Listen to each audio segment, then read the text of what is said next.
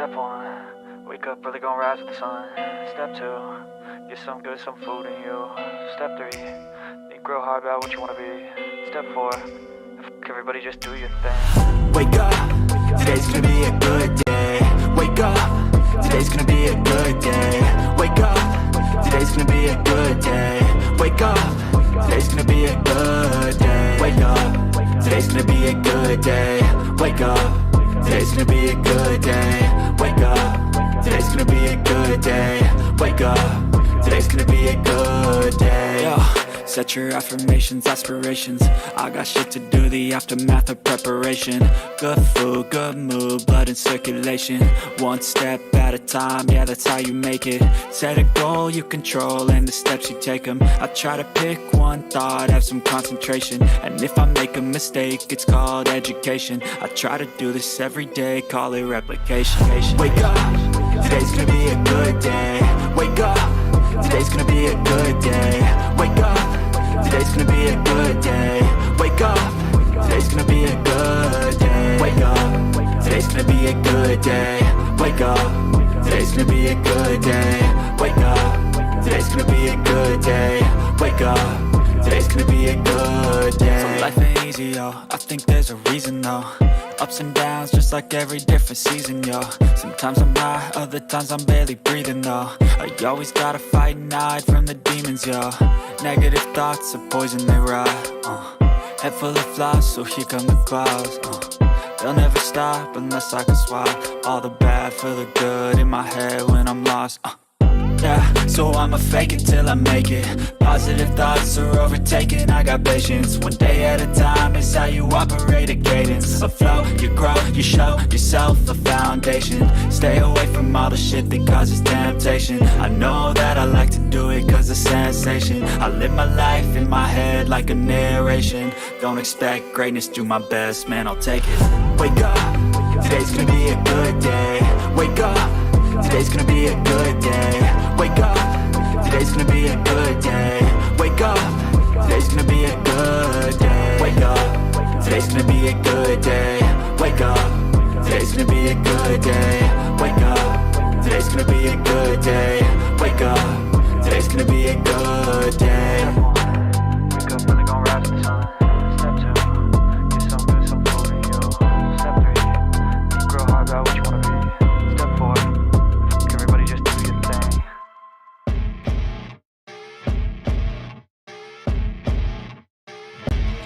As you wake up in the morning, you want to find the latest, greatest information about criminal cases and have an intuitive conversation about the suspects associated with these cases. Head over to the Bullhorn Betty channel on YouTube.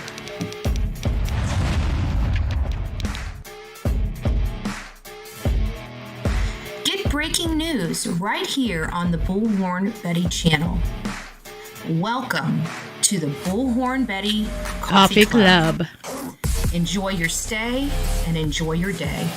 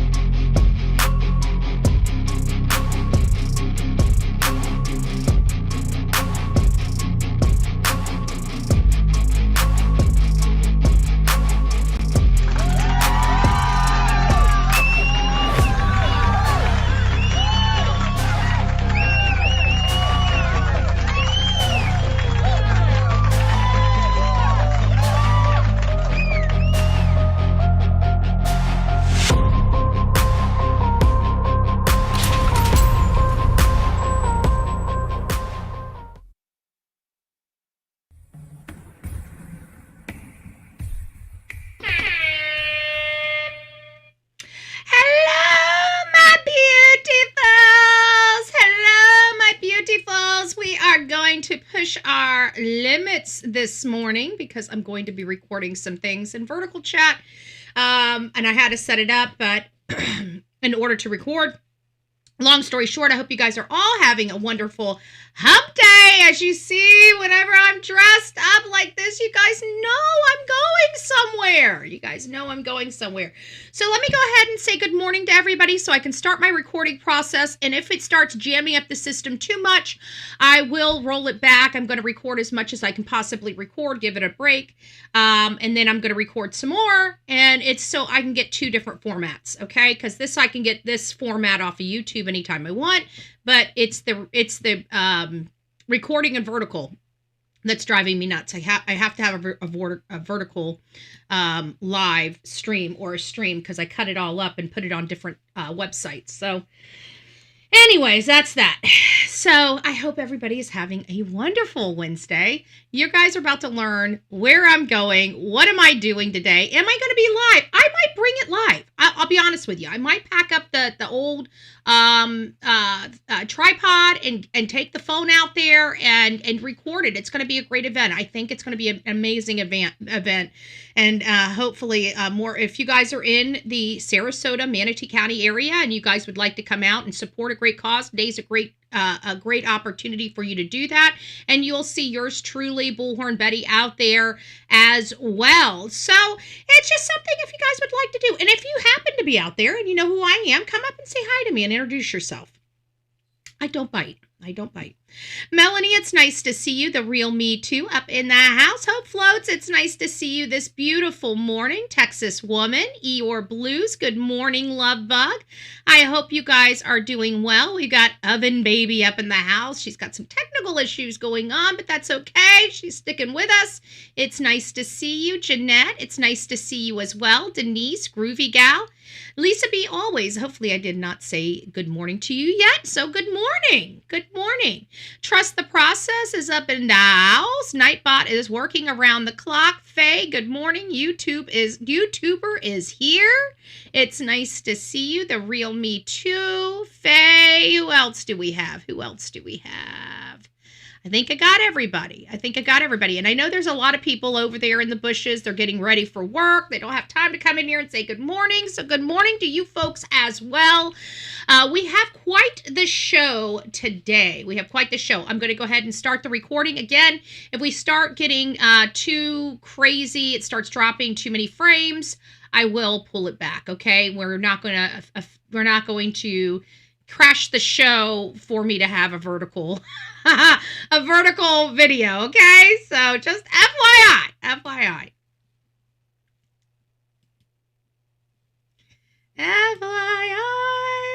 Okay, it's nice to see you all this morning. So if you guys are wondering why in the world am I dressed so nice, it's because we got some things going on. Good morning, my beautiful patriots.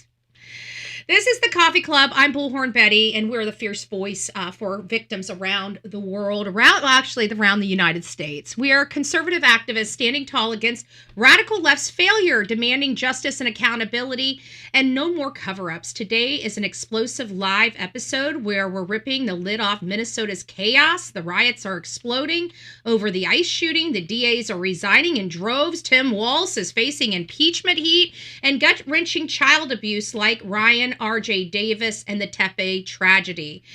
First off, I want to shout out to the Manatee County crew. If you're in Manatee County, Sarasota County, I am personally attending the Valor Commons groundbreaking ceremony today at 1 p.m. This is at the Veterans Campus. This is a $40 million Veterans Campus honoring heroes with commemoration and education and community space. If you guys would like to come, hold on one second. Let me see if I can get this cut out so I can stick it in the chat. Come on, give me a break here. Copy. Why is it not allowing me to copy the damn thing? Good gracious, give me a second. It won't let me copy. It only lets me push it so I can open up a Facebook. There we go. Let me throw it in chat. So if you guys are around town and you guys would like to come out and support a great cause. There you go, folks. There you go. There is the Facebook event. Please come out and enjoy yourself. We support our vets here, okay? So if you are vet strong, please come out and support. And don't forget, in your own communities, folks, this is one thing that we need all of you guys to be doing. If you're an advocate and you're involved and plugged into your local politics, doesn't matter what side of the aisle you're on, just get out there and support the vets. We have vets and the Democrat side, the Republican side, and the independent side. So it doesn't really matter. We are a country of veterans, and we need to take care of our veterans. So Coffee Club, as we sit up, remember, we're building this channel together. So hit that like button, subscribe, share, help us grow the true crime advocacy. And of course, we have multiple channels all across social media platforms, from X to Instagram, YouTube here, a couple channels here, TikTok. We've got a lot of ways to grow. We got 2 different channels, main channels, my personal as well as Bullhorn Betty on Facebook, and both of those are doing very well. I got to tell you, for the first time, I have kind of went back to my personal account. I'm about to hit 1 million views on Facebook on my personal account. 1 million views in less than 30 days. And I just wanted to let you know, because that's kind of been turned into my Facebook political channel, if you will. So let's start out with Minnesota. As you guys know, oh, here it is. Let me show you guys this real quick before we move on. There we go. If you guys would like to know where I'm going to be going today, join us at the Valor Commons groundbreaking ceremony. It's today at 1 p.m. If you guys see that on your chat, that is where it's going to be held. It's going to be held in Palmetto. Let me clear this Nightbot thing so you guys can see it, off of Buckeye Road. And again, this is for the folks that would like to go out there and support something that is amazing. It takes a lot of work to get something like this off the ground and get to the point where we're doing a ribbon cutting. So I'm very, very excited about this. And I know we do have some people that share my excitement and live close by. So if you're one of those people, please consider coming out and showing your support. So guys, listen, we all have our opinions about what's going on in Minnesota and what's going on, across this country. And for each person, you have the right to have your feelings and your opinions about these things. However, this channel here, you have to understand, is a law and order channel. So we don't care about your feelings. We don't care how you truly feel about a particular topic, in part. Okay, I don't want you thinking I'm like, oh, I don't care about anybody. I do. I care about all of you. But at the end of the day, we look at the law. Okay, we don't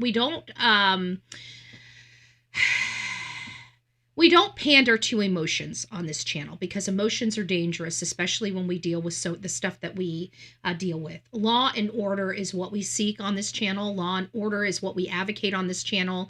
Law and order for our victims of crime. Law and order for our political advocacy. Just law and order. That is this channel. Law and order. There's no dispute. If people want to know what this channel is about and what I want this channel to be known for, is the advocacy for law and order. Okay.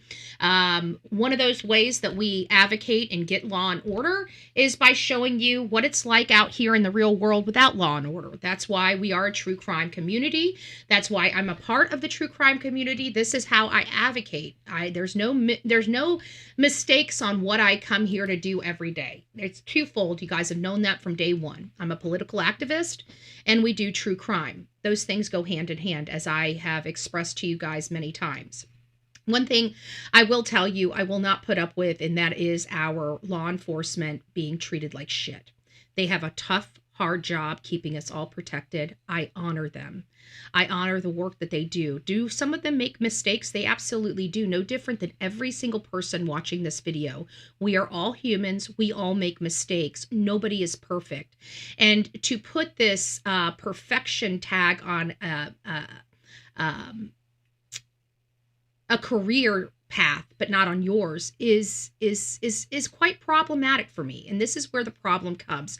If you know yourself is not a perfect person, and you know yourself every day, wake up and do something and make mistakes every single day, what makes you think that other people don't do that? Our officer and law enforcement have split-second decisions where they've got to make decisions that are life and death decisions. Sometimes those decisions in hindsight could have had different outcomes in hindsight. But in the mix, when the issue is going on, you're talking about life or death. You're talking about law enforcement, okay? You're talking about, these are the people. Remember, all these dirtbags across this country want to de-arm us, right? So who do we call for help, right? Okay. Well, we can't have no arms and no law enforcement. So whatever dumbasses that are trying to pull that's not going to work at all, folks. It's just not going to work. Okay, we need law and order in this country. We cannot have people coming into this country we do not know who they are, that didn't knock on our door. How would you feel if some strange family, you come home from work and you have some strange family in your home? How would you feel? Right? And then you call law enforcement and say, hey, I need you to get this strange family out of my home. And they say, not my problem. You're going to have to deal with it. And now you've got to share your home with people you don't know. You've got to go to sleep with people you don't know, right? In your home from a different country, and they don't even speak your language. Now, granted, we are a country of immigrants, but everybody has a right way to do this. When we all came over here and there was no regulation and then that was the way it was then, okay? It's no longer like that. Why? Because we realized the threat, the national security threat, having open borders cause, right? Think about it. We're in the true crime community. It's hard enough trying to find criminals that commit the crimes of our victims when they're here in the United States and they have driver's license and homes and all this other stuff. Can you imagine trying to find a murder suspect when you have no idea who the hell they are, where they come from, have no fingerprints, have nothing? You know, they don't belong here. It's time for them to go home. And people can sit there and say whatever they want, but at the end of the day, we need law and order in this country. I am not fighting for some stupid immigrant to be here. And you may say, oh, Betty, you're being rude and you're being ignorant and da-da-da-da. Call me. I don't care. I don't care. Okay? These people are not doing anything to advance this country. They're stealing from us. They're robbing us blind. And they're sending it back to militia that's ultimately going to take our country out eventually. Okay? We can't have that.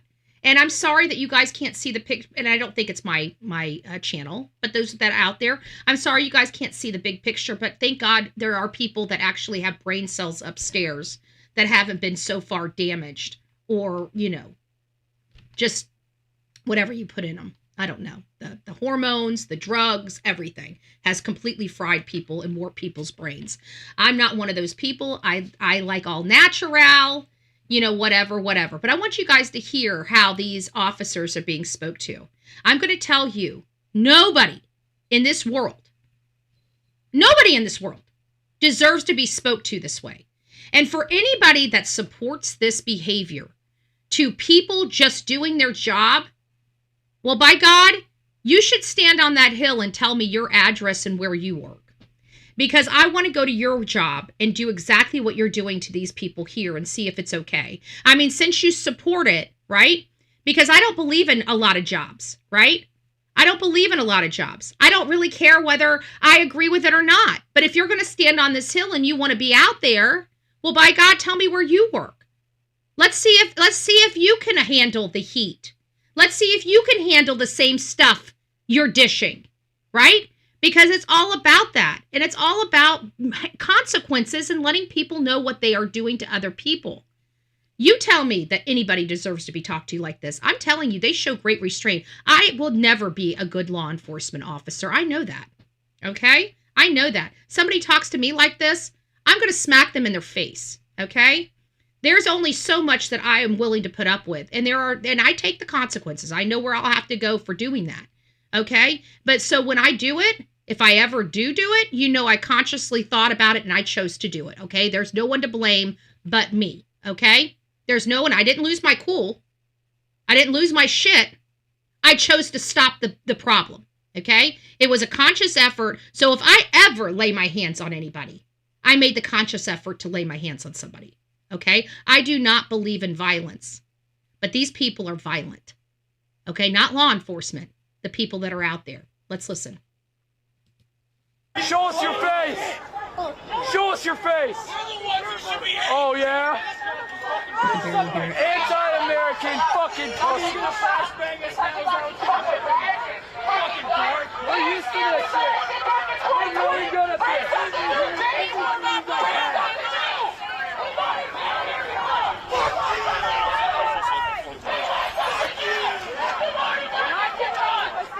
You think anybody deserves to be talked to like that?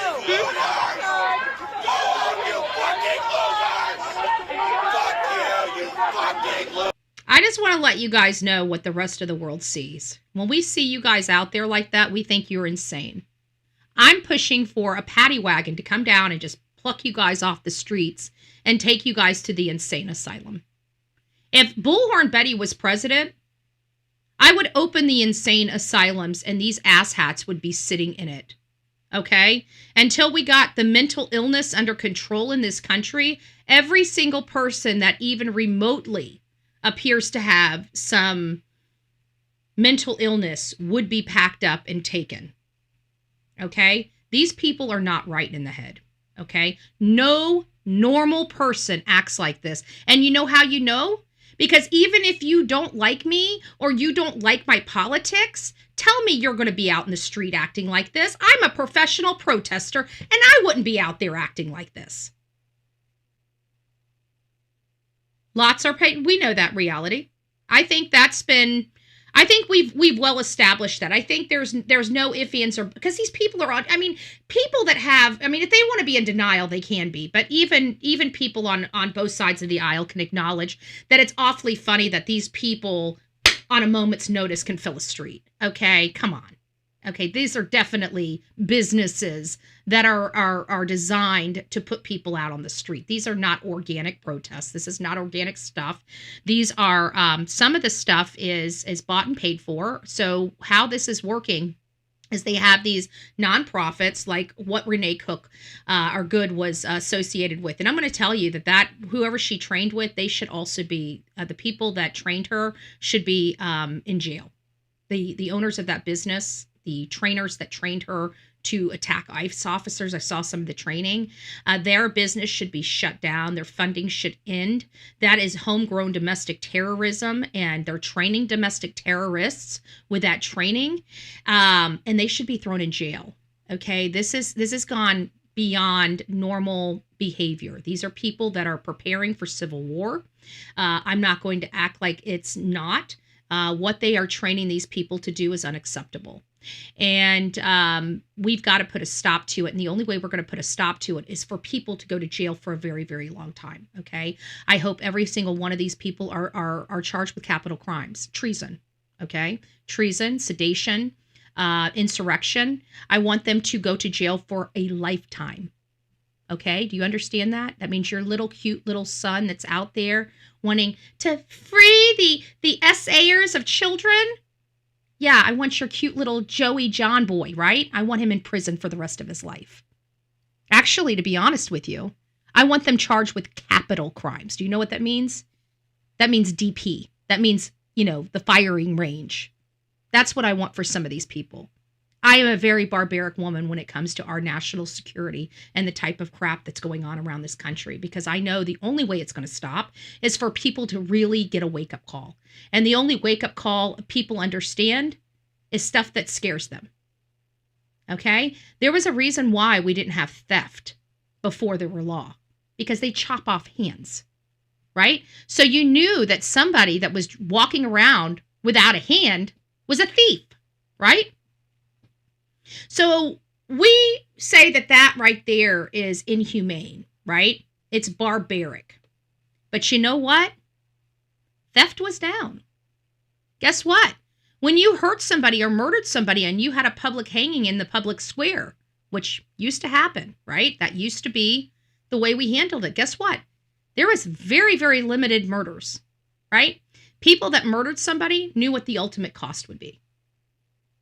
So when you bring those type of barbaric realities back, you'll find out that how quickly the human nature changes, right? You'll find out how quickly people's anger subsides. It's amazing.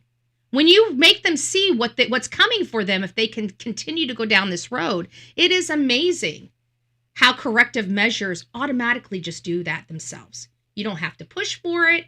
You don't have to demand it. Yeah, an eye for an eye. You don't have to argue with it.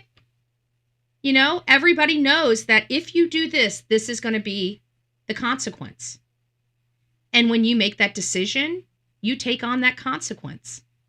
Okay? But that's not the society we live in. And we live in this back and forth, this cat and mouse society. I'm not a cat and mouse person. There's law and orders here. Lock their asses up. Okay? What is going on out there is unlawful. Yet they're putting up with it. It's inappropriate, even for our government. I'm calling our federal government out on this, okay? I told you I hold people to their feet to the fire no matter what side of the aisle they're on, and I plan on doing that. I am kicking at my feet on every single one of my channels that I can possibly get in there where people know me and know where I stand on this, and I'm pushing our federal government to do more. Okay. And a lot more people are signing on to this, and we're starting to see it. People are starting to get ripped out of cars and going to jail, and they are being charged with felony charges. They're being charged with domestic terrorism. I want you to understand that some of these people are in their 20s and 30s. Do you know what that's going to do to you for the rest of your life? If any of you guys have that higher education, that $20,000 a year or $50,000 a year education, you just flush that down the toilet the minute you get arrested and go in. And especially if you're convicted and become a felon. You can never vote. And every single job application from this point forward, you're going to have to say you committed a felony. You're unemployable unless you want to go to 7-Eleven. I hear 7-Eleven likes to hire felons. Okay? So I guess the Slurpee counter is going to be your future, okay? And not the doctor, not the PhD degree, okay? You're going to be at the 7-Eleven. So I want you PhD social justice warriors to wake up, okay? Because people like me don't care. And we're going to make sure that you pay for the rest of your life for the actions you do today, okay? You think it's fun and games? Wait until you have the real consequences, those worldly and lifelong consequences to your actions. That's when it's going to hit you. And my understanding is when you're charged with a felony, guess what? All you people on food stamps and shit, my understanding is you can't get federal assistance anymore once you commit federal crimes. So guess what Bullhorn Betty and a lot of us are going to be pushing for? We're going to be pushing, if you're a felon, you don't get any welfare. And I think we're going to be successful. So I want you guys to take a good hard look at yourself, not my audience. My audience comes here every day. You guys are good-hearted people. You guys want this crap to end just like I want this crap to end. But for the people that come across this show that are rolling their eyes at Bullhorn Betty right now, well, you can be rolling your eyes at yourself in about another 10 years when you realize this ain't shaking, right? When you realize, oh my gosh, I've ruined my life. Now I have to work 1,000 times harder than everyone else just to succeed. There's going to be a lot of people after all this is said and done that are going to end up committing suicide, self-harm as a result of this. Maybe not today, but I do believe in another 15 or 20 years when the true consequences are caught up with all of these people, we're going to have people that are going to be dropping like flies because they don't know how to handle it. And I feel bad. I'm not supporting it. I hope people get help. You know, this world, this country, the folks inside this country needs help. But self-harm is without a doubt, you know, a reality, especially with these people that are bonkers and they finally realize that what they think the world is supposed to be like ain't, you know, they're the ones that are wrong. You know, when people start realizing they're the problem and they have to gnaw on that, it does something to them. I'm just saying, but nobody deserves to be treated or spoke to like this. Losers!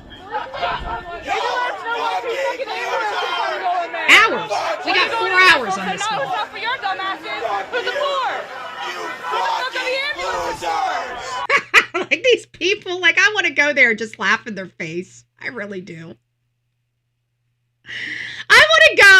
I want to walk down there and say, you're an idiot. You're an idiot. You're an idiot. You're an idiot. You're an idiot. You're an idiot. You're an idiot. You're an idiot. You're an idiot. You're an idiot. You're really an idiot. Your mama should have done better. Damn, you're ugly. You know? I always want to go right down the line and just make them all freaking just laugh in their face and tell them how stupid and ignorant they are.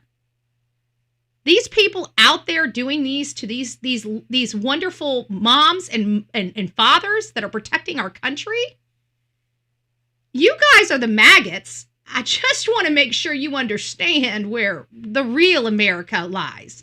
And we ain't supporting you or what you're doing to these officers. Nobody deserves to be spoke to this way. And if you think that there's any excuse to speak to anybody this way, well then stand on the hill and give me your name and address. And let's put it to the test. I guarantee you won't, because you are a coward. Okay? All those people out there screaming at these wonderful officers that are doing nothing but protecting those idiots from themselves. Because the rest of us don't feel like being killed by the people that they're dragging in here for votes and power. Okay? All right? Did you guys go over to X? Here, let me give you guys the X post. I want you guys to go check it out. Hold on a second. Let's get the X post up. X.com.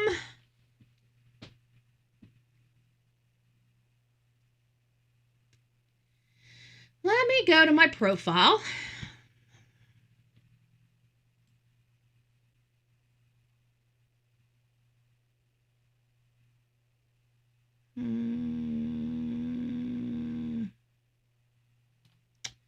I'm going to give you guys the X post. I want you guys to read this. I want you to understand what these people out here. I'm going to stop the show. I'm going to literally let you guys go push the link. I want you guys to read all these charges.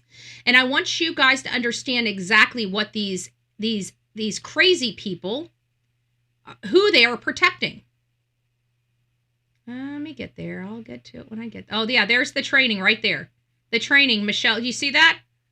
Look at this. They're training people to fight ICE.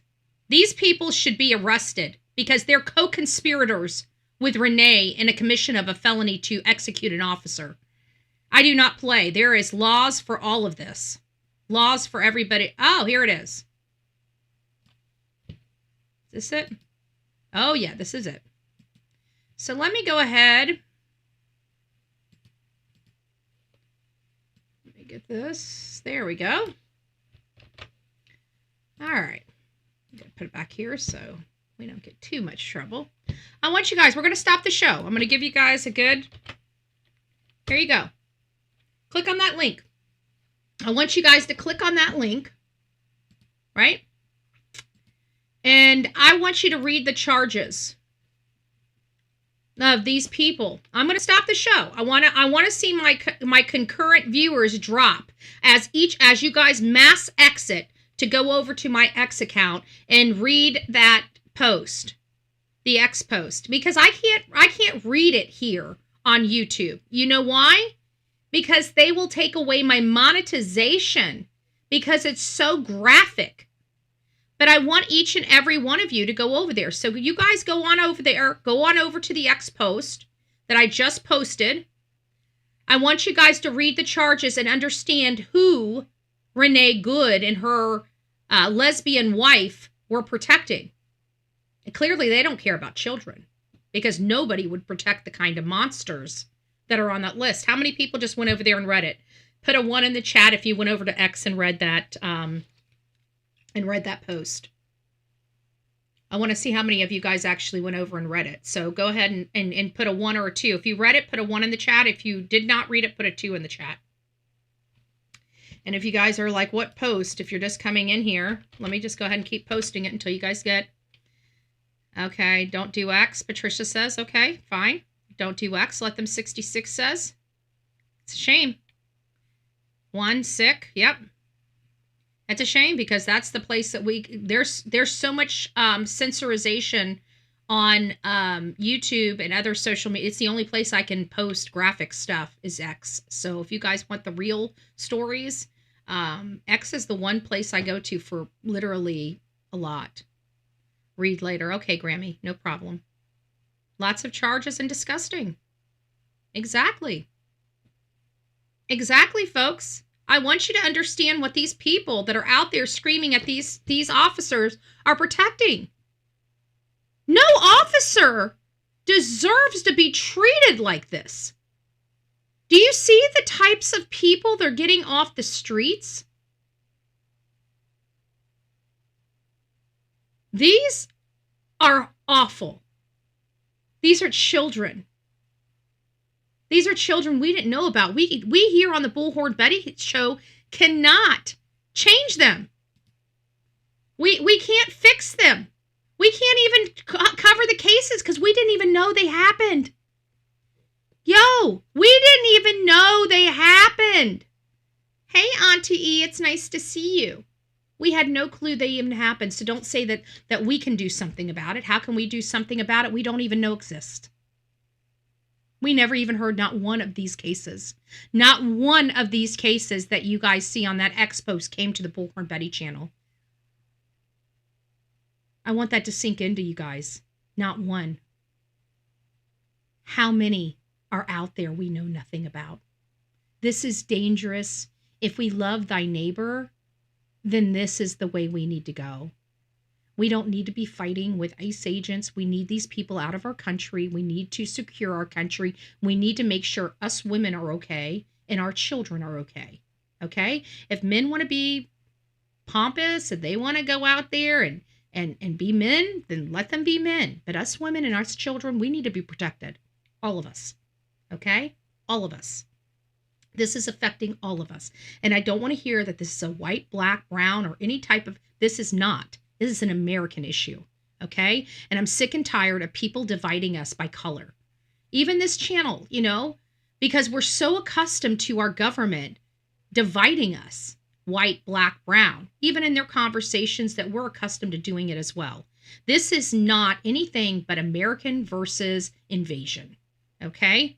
American versus invasion. And that's where we are at in this thing. Okay? It doesn't matter. We're all in the same boat. Our government treats us all the same. Okay? Yeah, the black and brown community were being, what would the word be? Bribed to vote for the Democrats. And now that they realize they've lost their votes because they're being treated so poorly that none of these politicians, they're waking up and realizing none of these politicians ever do anything that they say they're going to do. And they only come around, you know, when they need to be elected. And people in these communities, especially these displaced communities, are sick and tired of it. And so they're actually thinking, you know what, let's try something different. So the Democrat Party has lost a lot of votes, and it's pretty telling why they are fighting so hard for all these illegals. It's their new voting base. It's their new voting base, but look what they had to do to get that new voting base, and look at all of the pain and jeopardy that they're putting us all in to maintain power. It's becoming disgusting, and it's very noticeable. There's no other excuse for this other than they're transporting voters.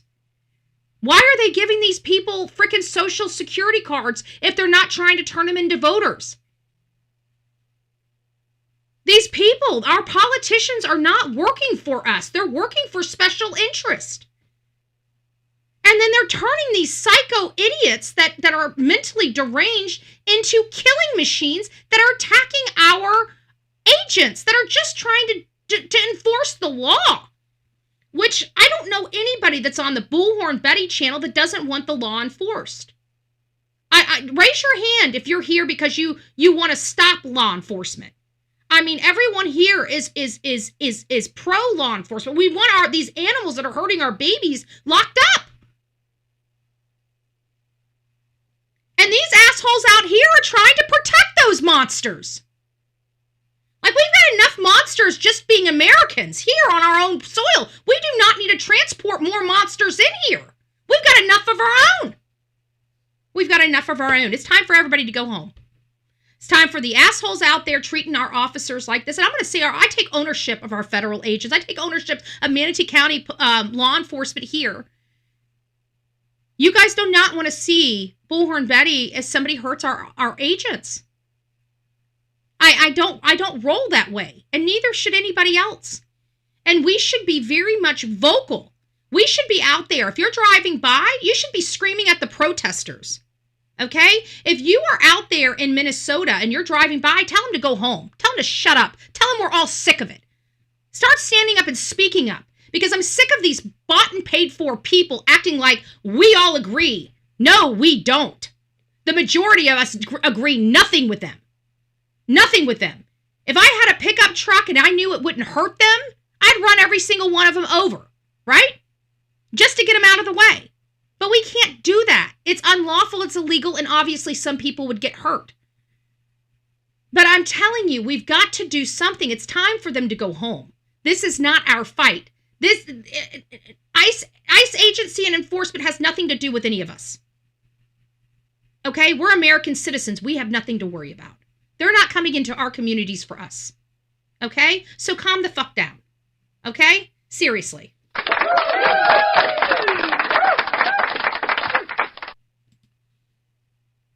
Surrounding vehicles. They're not playing anymore, folks. They're ripping people out of cars.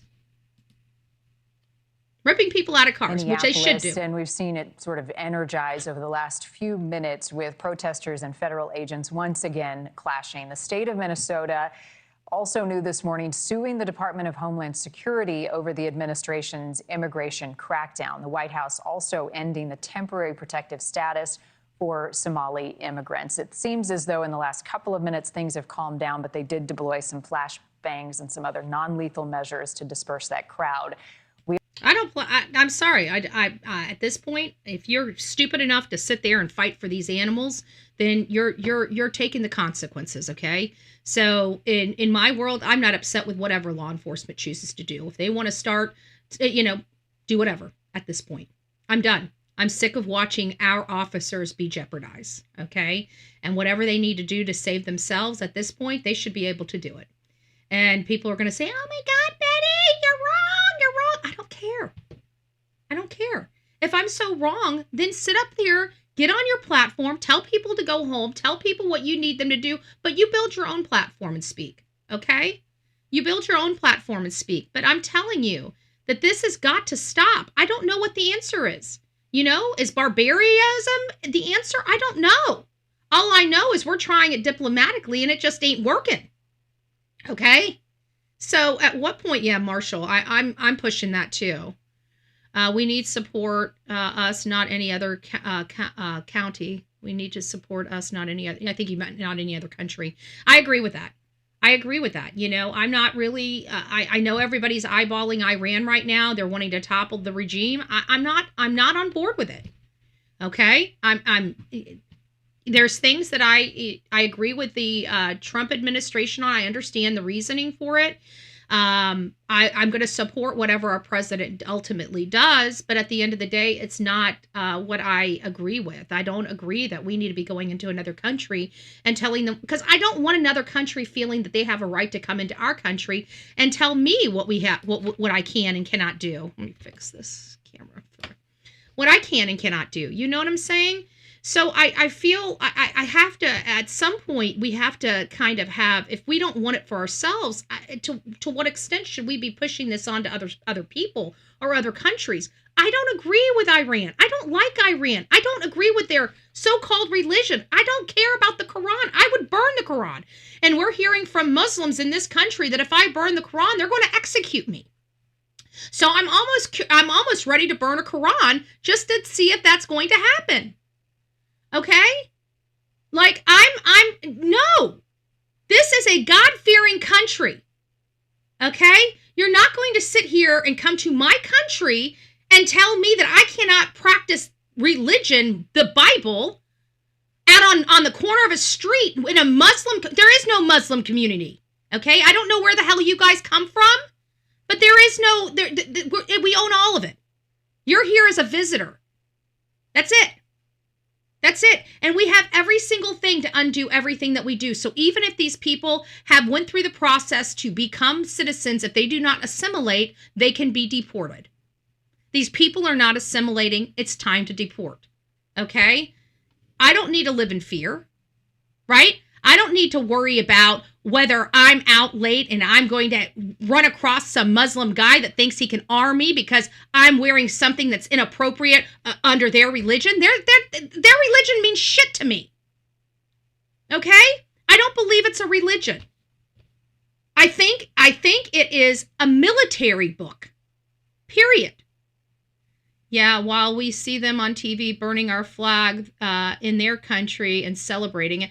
Yeah, and not only that, Jeremy, but it's not even just burning the flag, but even here in our country burning the flag. But it's the fact that somebody is coming here saying that they need to flee their country. They come here and start waving their flag in our country. Well, if you have such allegiance to that country, then go back. You're clearly not fearful enough to be here. You don't need to be here. We don't need to accept you. And if you're on welfare, you got to go. Anybody that comes here from another country that gets on welfare should be deported. That should be a requirement. You cannot or freeze any federal assistance to anyone that comes over here from a different country. Okay? If you can't assimilate and you're coming here and you've got nothing, I mean, outside of some refugees, but we shouldn't even be settling refugees in the United States. Most of these refugees are from a different part of the world. There's other places that we can put them closer to their home, around people that look and act like them, that may preach. I don't believe Islam is, or the Quran is a religion, and I'm going to stand on that. Okay? It's not a religion. So I'm never going to act like it is. I don't care what our government says. I don't care what anybody says. I'm telling you what I'm saying. For me, it is not a religion. I'm not going to act like it is a religion. And as long as it's not a religion, then it doesn't have religious protections. And that's where we need to be.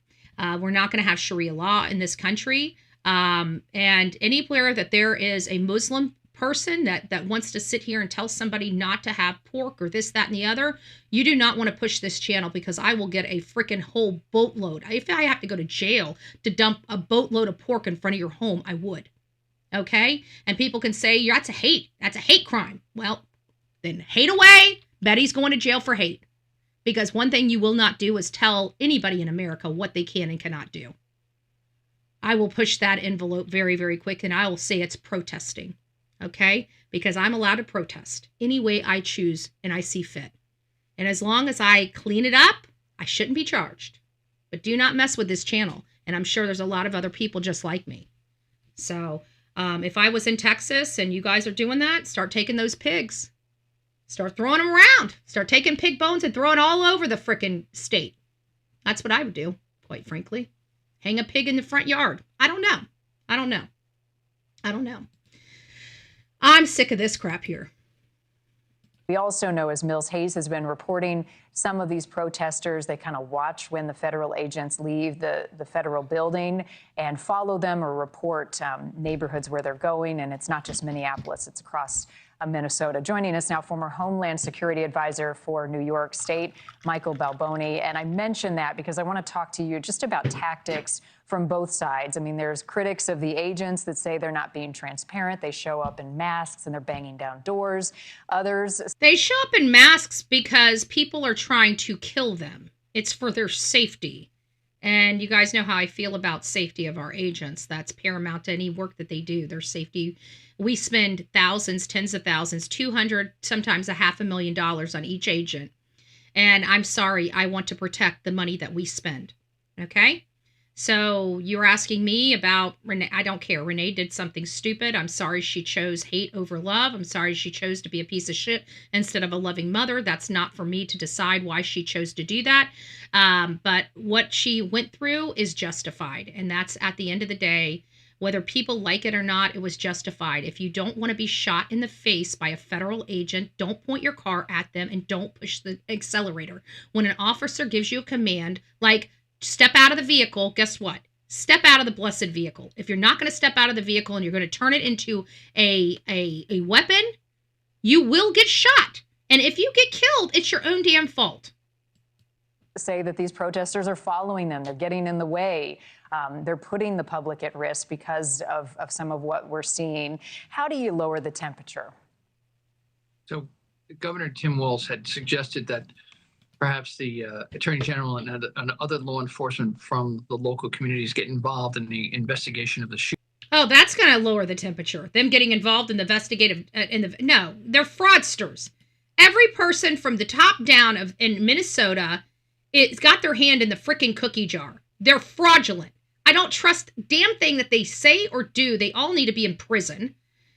Tim Walz is going to push the envelope until he forces them to file charges against him, and then he can deal with the consequences, just like that Judge Dugan in Wisconsin that wanted to violate federal law, and now she's got felonies and had to step down from the bench. People are doing dumb stuff thinking that they have a right to do it, and when push comes to shove, they're losing their careers. And not only this, but Tim Walz, why did Kamala want him? Why would Kamala want a putz like Tim Walz? Because everybody knew.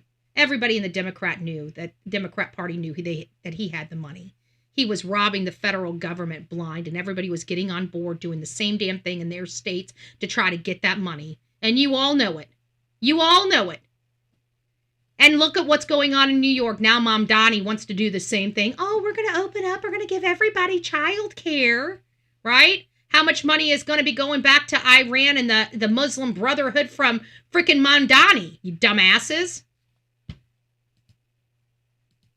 Shooting, the recent shooting that happened in Minneapolis, I think that might be a step where you could perhaps have people understand that there is more transparency in terms of the investigation of that shooting.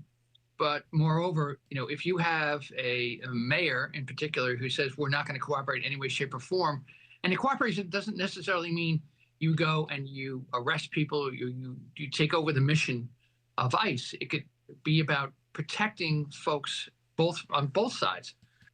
They don't have any desire to. Remember, Tim Walz wants a civil war. The people in the Democrat Party just lost their purse string. We just found the fraud. This is the mother lode. We know how it was done now. Now we are going into other states and realizing all these other states were doing the same thing.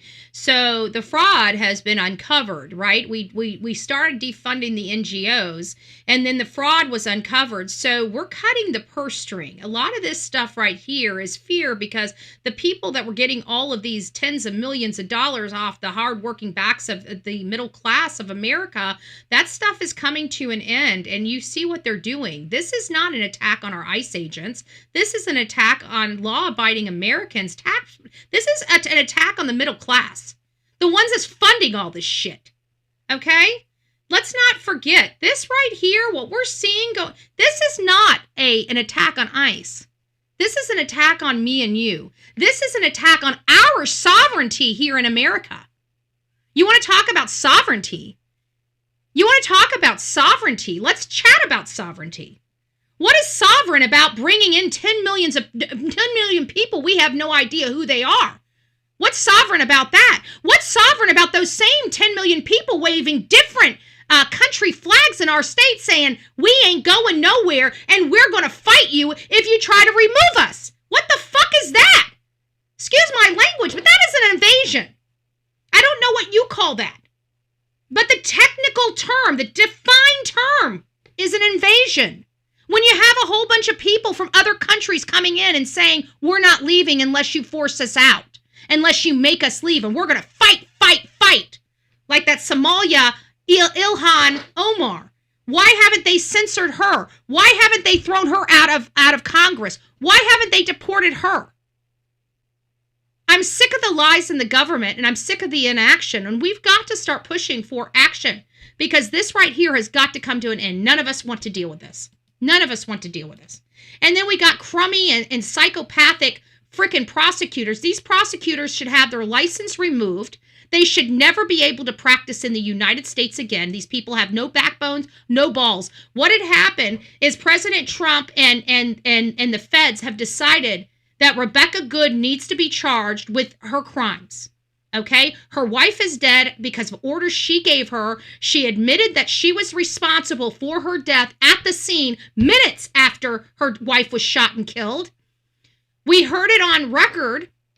Yes, please don't forget, guys. If you guys want to support this channel, the best way you can support this channel is by funding this channel. So if you guys would like to do that, you can do that a variety of ways. We do have a cuss jar because we don't like cussing on this channel, but it always comes out one way, fashion, or another. If you guys would like to sponsor one of our cuss words, please do. There is your charges for those. You can also support this channel by Cash App, Venmo. We're starting to kick off. Our court stuff is starting to wind down. I don't know how much more we're going to have to do, but, I'm supposed to be speaking to my attorney soon, I'm hoping, and get an idea of where we're at and what the final cost is going to be to get all this stuff, finished up and wrapped up. But, we're going to be getting back out on the road. So we still have costs. We still have legal expenses. We still have costs to raise to go to these trips like Alec Murdaugh and stuff like that. So any little thing you guys have from $1 to $5, if you can afford it, please consider donating or supporting one of our causes. We'd greatly appreciate that. It's not required by any stretch of the imagination. This is a viewer-sponsored channel, but it's definitely always appreciated. And we do have some growing pains. We're getting some new equipment in to help streamline our show, which I think is going to be exciting. As we start growing and building this show, I'm just super excited with this OBS. It just gives me so much more creativity and ability to do more than we could ever imagine on, say, StreamYard or Restream or anything like that. So we're just going to keep building this platform as we're doing. I am enjoying it. I'm sure you guys probably enjoy it a little bit better than what we once had. And so those things do kind of cost money. So anything that you guys would like to do to help, that you can. And if you don't have it, please just consider sharing my show, right? And talking about it and talking about some of the stuff we discuss here. And that's how you can help grow this show and help support what we do. In light of everything going on, as I was saying, Rebecca, they're wanting to charge Rebecca and the prosecutors. Now, at the end of the day, it doesn't matter, again, your emotional level. It matters what is prescribed under the law, okay? And without a doubt, we all know that this was going to be a possibility. We've discussed it on the show where Rebecca is going to most likely be arrested and charged in the death of her wife, okay? We knew this was coming. Why did we know this was coming? Because we're in the true crime community and we cover a lot of true crime, and everybody that's associated, either, a co-conspirator or an accessory before or after, we know how this stuff goes because of our inherent understanding of criminal law, right? Because of what we do. So we kind of are foreseeing that Rebecca's going to be charged in the homicide of her wife. She was there. They were both acting feloniously, and somebody lost their life in a commission of a felony. I mean, the law is clear in all 50 states about that, okay? There's no ifs, ands, or buts. So they're forcing the hands of these prosecutors to charge Rebecca. And their response was not to uphold the law, not for justice. It was their emotion and the fact that they don't want to charge this woman because of political purposes, not because she wasn't criminally liable. We all know she is. We know the law. We deal with this every single day. So it's not about whether or not she has committed a crime or should be held accountable for it. She absolutely committed a crime, and somebody lost their life in the commission of that crime. So the idea over here on the true crime genre, whether she's liable or should be arrested, or charged, she should be. And now we have prosecutors that are walking off the job and resigning because they are asked to uphold the law. This is where I come to say every single one of those attorneys should lose their license. And I pray to God, whoever ultimately ends up running that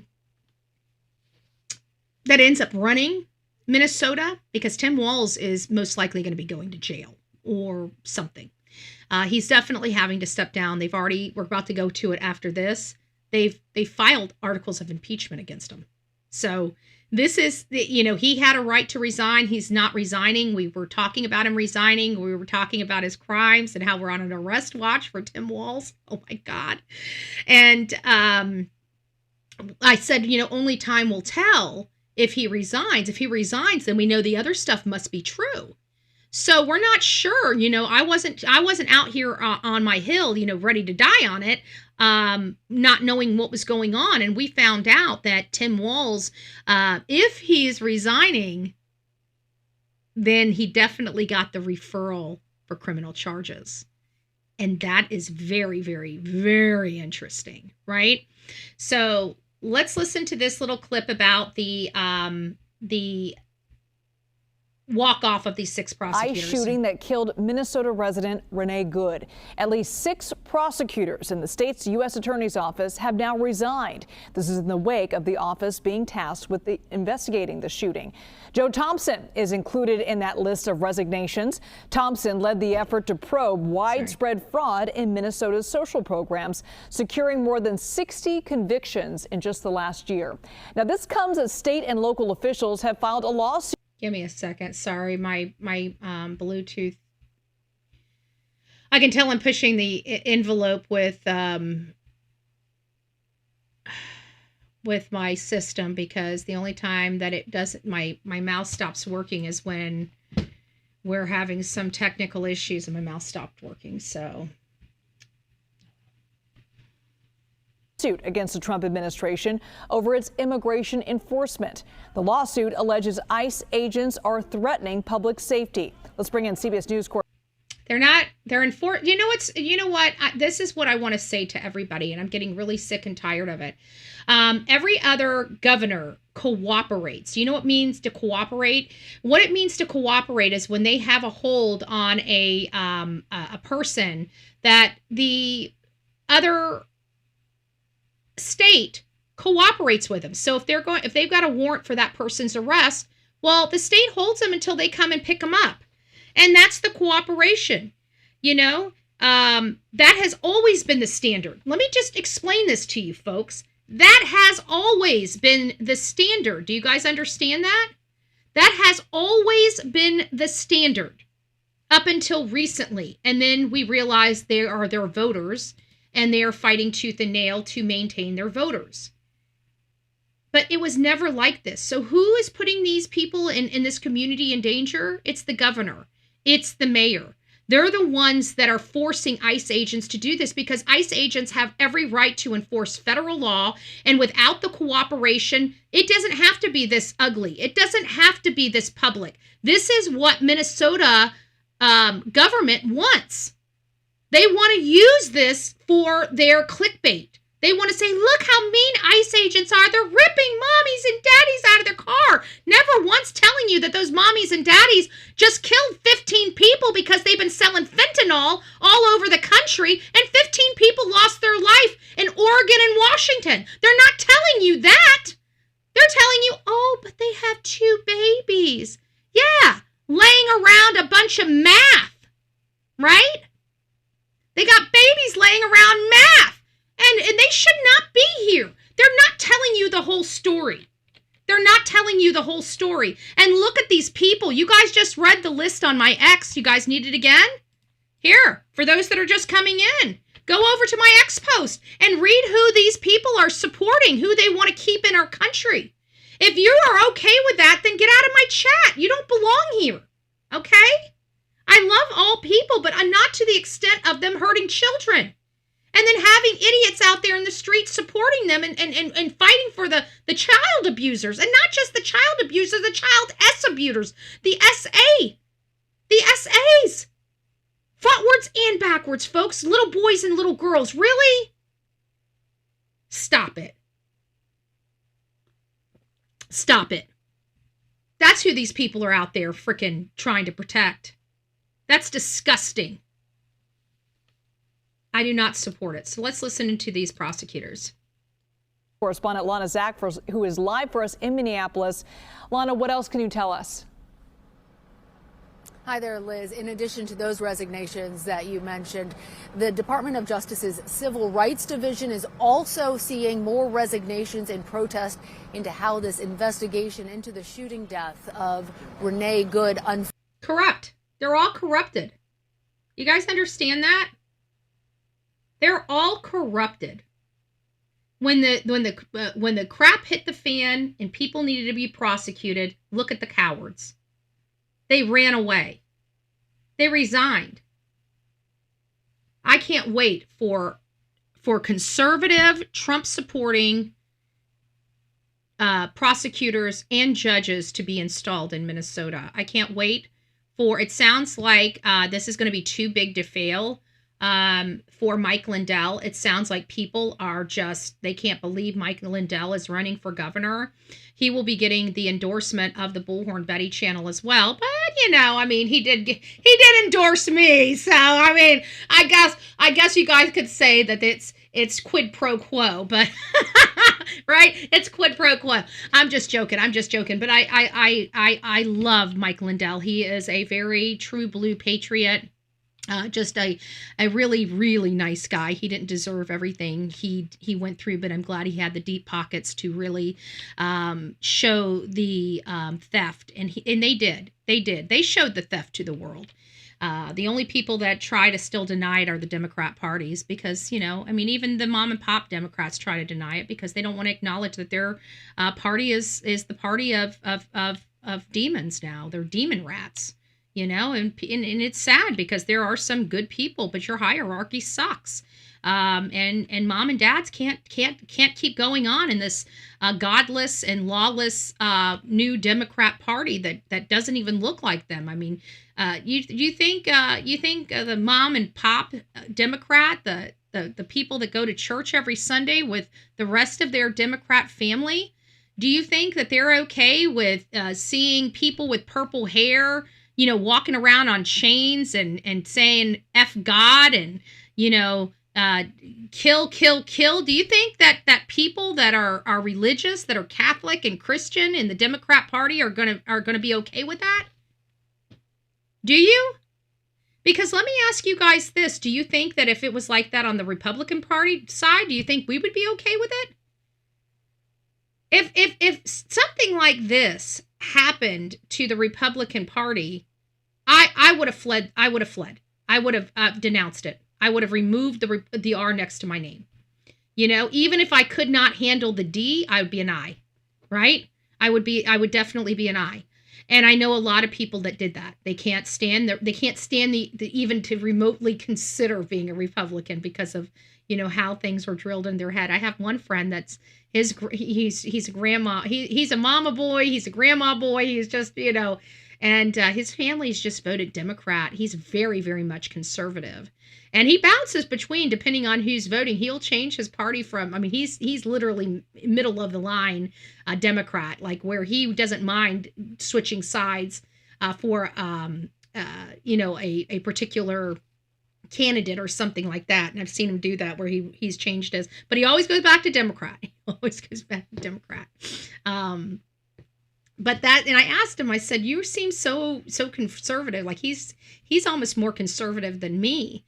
And I asked him about that one day and he's like, oh no, like my mama and my grandma, you know, and I realized that a lot of people vote like that, you know, especially if you're really tight knit with your family, you'll never want to disappoint your mom or your grandma. So even though they vote Republican, they will never change the D in their name. It's just, it is what it is. I don't know why, but it is.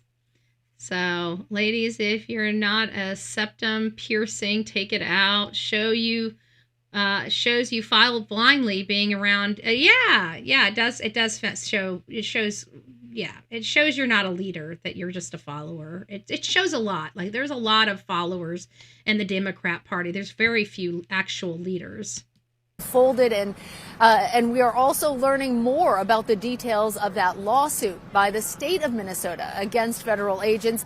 They allege that the federal agents here are using illegal and aggressive tactics against the residents. They say that it is creating a culture of unrest and that No, they're creating the culture of unrest. They have a right to be there. They have a right to enforce federal law. The government doesn't want to help them enforce federal law. That's fine. But then they're encouraging their citizens to commit felonies in an effort to stop. I mean, it doesn't matter. Anybody that gets killed at this point is a product of their own environment, is a product of their government. Their government is literally using them as pawn, and they're stupid enough to take the bait. I mean, you can't fix that kind of stupid. So apparently there's going to have to be more body bags to go to the freaking morgue's office in order for them to get a clue that enough's enough.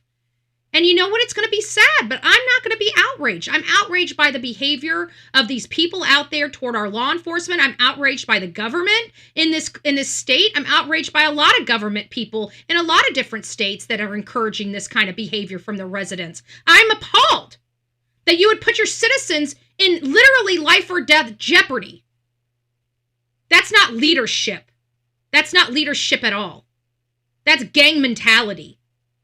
And these freaking Democrat head leads need to be ripped out of their offices by their fucking toes. Local law enforcement is unable to keep the peace. They're also looking at additional costs for them, somewhere around $2 million over the span of just 4 days. And don't forget the $500 million price tag for George Floyd. Let's not forget that. Let's not forget that. But as we are learning, Minnesota Auditor report just dropped, and it confirmed Tim Walz Department of Human Services fabricated records. Okay? So Tim Walz was involved in this without a doubt. Fabricated records. You guys see that? I'm going to move myself back over here. Okay, guys, see this? First sentence. Fabricated records. This was testimony under oath. This was from employees. This was from documentary. This was evidentiary in nature. There's no ifs, ands, or buts about whether or not his department fabricated records. They did. And did not verify grant recipients. They tried covering their tracks, enabling massive fraud. So they were absolutely involved in this massive fraud, which we knew. We knew that this would not have been able to be carried out without some type of government. We never knew that it was of the highest level. Usually, willful and blissful unawareness is what these politicians usually do. They know it's happening, but they don't have any connection where they're aware of it. But so many people came to Walz, and he lied. He tried to steal their job or tried to fire them. He tried to cover every little aspect of this fraud. And it makes you wonder, why would any governor work so hard to cover the fraud unless he was a recipient of that fraud? So anyways, it got 10,000 times worse. Walz must resign. Perhaps the most explosive revelation is that managers within DHS tried to cover their tracks by backdating and creating new documents. This is what was found, folks. This is what was found. Sent millions of dollars out the door in grants without making proper checks into who was receiving them. And that's not even the most jaw-dropping finding. One outrageous example, the auditor found a guarantee that was paid $672,000 for 1 month of work without any information on what they did. Can you imagine getting almost $1 million in 1 month and not even having to report anything that you did?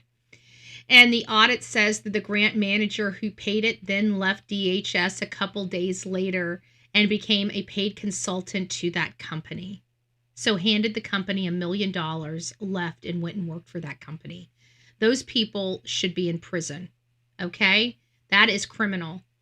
During the audit, multiple DHS managers backdated or created new documents to try to cover their tracks.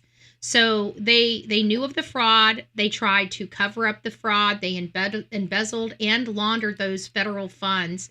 And of course, the breaking news is because of this revelation, articles of impeachment have been officially filed against Governor Tim Walz in the Minnesota House. Timothy J. Walz has engaged in corrupt conduct in office by violating his constitutional oath to faithfully execute the laws of his state. And never mind the fact that he actually called for civil war and unrest in his country or in his state. He is a disgusting piece of shit, period. Okay? Tim Walz. Now let's look at this whole picture, because I believe that two people that were on the short list, Josh Shapiro and Tim Walz, there's more to the story. There's more to the story that nobody's wanting to talk about. There's more to this story that nobody's talking about, because right after an attempted assassination attempt on Donald J. Trump's life in Josh Shapiro's state,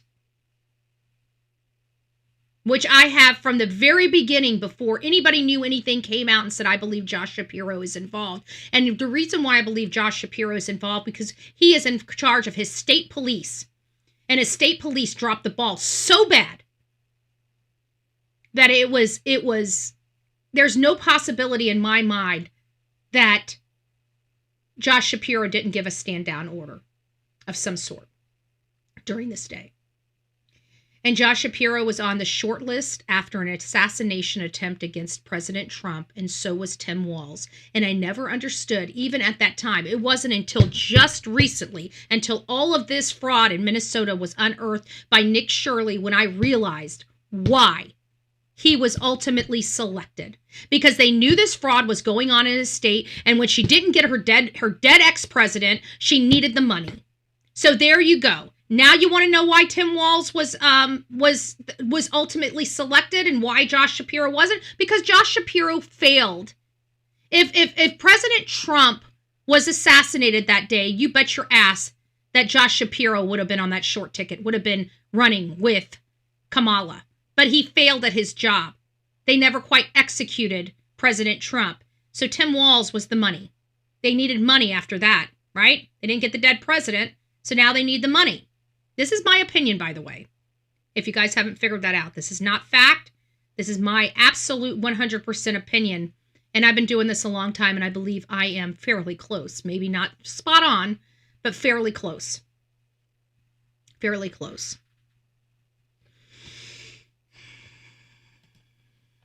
Fairly close.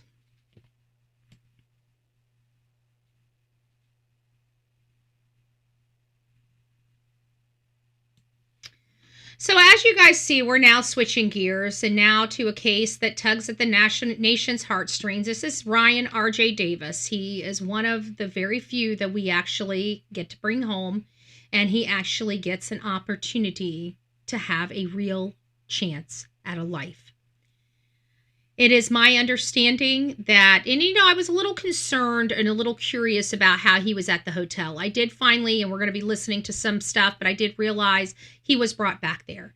So he was staying somewhere by himself. He was going out at night. He had one plastic bottle, water bottle that he was filling up with water, and he was going out and scavenging it at night to keep himself fed and to keep himself hydrated. So very smart 12-year-old little boy. He did the right thing. He didn't know how to handle what his poor little body was going through and what he was made to do in front, with his mom and stepfather. There's also another part to this.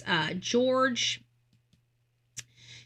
ended up trying to commit a self-harm, and he was rushed to a hospital. So I don't know. I know he's okay. I know that he did not succeed, but this is so bad that he knows his ass is cooked, and he tried to take the easy way out. Now, in all fairness, listen, I'm not going to lie to you. I'm so sick of paying for all of these court hearings. I don't know why. I know, Pete, you guys are like, Betty, we need life. I get it. But you know what? Monetarily, it doesn't bother me. Okay? It doesn't bother me monetarily. Maybe morally it does, but monetarily it really doesn't. When people hurt children and we're going to be taking care of them for the next 40 or 50 years, I'm done. Okay? You guys may think I'm a heartless bitch. Think whatever you need to think. Maybe I am in part, but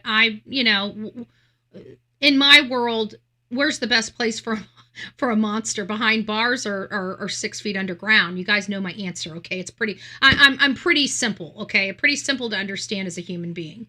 So we're switching gears here, and this is about a Chickasaw, Oklahoma 12-year-old boy that was found safe, and the details of this case just get worse and worse and worse, from bestiality to forcing him to watch adults doing things that he should not do, crimes against nature that this poor boy had to witness his mom and stepdad do. It's disgusting, it's immoral, it's deplorable, and it's abusive. And this child knew it was abusive, didn't know how to handle it, just knew to run away. And I truly believe that saved his life. He's going to have, nobody's going to be able to take the scars away from him that he does have. But at least he has a real chance at life. He has real chance at life. So don't forget that some of these cases we cover is going to hiccup this channel a little bit, because we're not going to be PC anymore. I'm going to have to start fighting and holding YouTube to a standard, and I'm going to have to start getting some form letters to start going after them lawfully, because of what they're doing. When we talk about these things that have legal classifications or are read into a court record and are properly defined, and then they nick my channel for using properly defined words that are in our criminal code. That's what the criminal code identifies this as. It's starting to become very abusive by YouTube. So hopefully we'll get that rectified with some diplomacy. But I've got another video from yesterday from covering that Tim Busfield. They didn't like the fact that I said child sex crimes on here, but that's the he's being charged with child sex crimes. I don't know how you say that he's being charged. We are journalists here, okay? I'm not going to say CSAM, okay? He's charged with child sex crimes, just like these parents here. They're charged with child sex crimes. There's nothing graphic about talking about the charges people are charged with. And so we're going to continue to do that. We're going to continue to push back on YouTube until we make changes. These parents are doing horrible things. These are child sex crimes, okay? And that's how they're going to be defined on this show. So as parents, Kimberly and George Cole were arrested and faced multiple charges, including child abuse, neglect, child sexual abuse, and crimes against nature.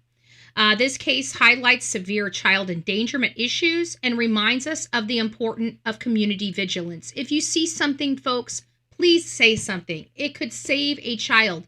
And not even, even if a child can live and you're not saving that child's actual life, you're saving that child's future, right? You're saving that child's future. And I think we need to start saying that. We're not necessarily all the time saving children's lives, but we're here trying to save their future. His mother and stepfather. The 12-year-old from Chickasha was missing for 10 days before a grassroots organization discovered him.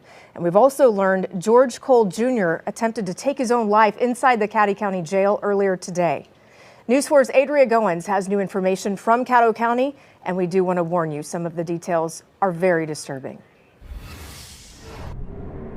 We have confirmed that George Cole Jr. was rushed from the Caddo County Detention Center here by ambulance Monday afternoon. He's now at a hospital receiving treatment. This coming just hours after official charges came down. Kim Cole facing 11 counts of child abuse, neglect, and crimes against nature. Her husband facing 14 similar counts. Court records showed George Cole Jr. reportedly zip-tied and handcuffed the boy in their home overnight. He also used a taser, cattle probe, and nightstick to beat the child. Documents also say both parents forced the boy to eat hot sauce as a punishment. Kim Cole faces sexual abuse charges, including bestiality and forcing her child to watch porn. He's built to survive. He's a survivor. These three men, part of the United Cajun Navy, found the boy Sunday. he had been missing for more than a week. Nobody could find him. He didn't want to be found. These 3 were called to be part of the search in Chickasha, driving overnight. And I just want to let you guys know, if you guys would like to support the channel, now would be the time, because they are going to take my my monetization away because of these conversations right here. Even though they're not graphic in any nature, YouTube does not like these words being used, and we're going to continue to use them and push back on YouTube because these are not graphic. They are defined in our criminal code, and we should be able to use them. It's Saturday into Sunday to look for the boy. They found him in just 3 hours. He had shelter. He actually came out and approached us. So he was shaken and apologetic for us having to be there looking for him. But we reassured him he was going to be safe. The team describing how the boy managed to stay undetected and fed for 10 days. He was coming out of his hidey hole at night and refilling the one water bottle he had and kind of just scavenging around. There was like some hiking food, MRE type stuff that he had gotten into. The rescuers taking him to a hotel, which doubled as a makeshift headquarters to get checked out before he was taken to the hospital. Adria Goins, Oklahoma's News 4. We are so thankful to those rescuers, too. And listen to this. There was a $5,000 reward offered for finding the young boy. The United Cajun Navy, which operates solely off of donations, says it's not taking the reward. Wow. Wow.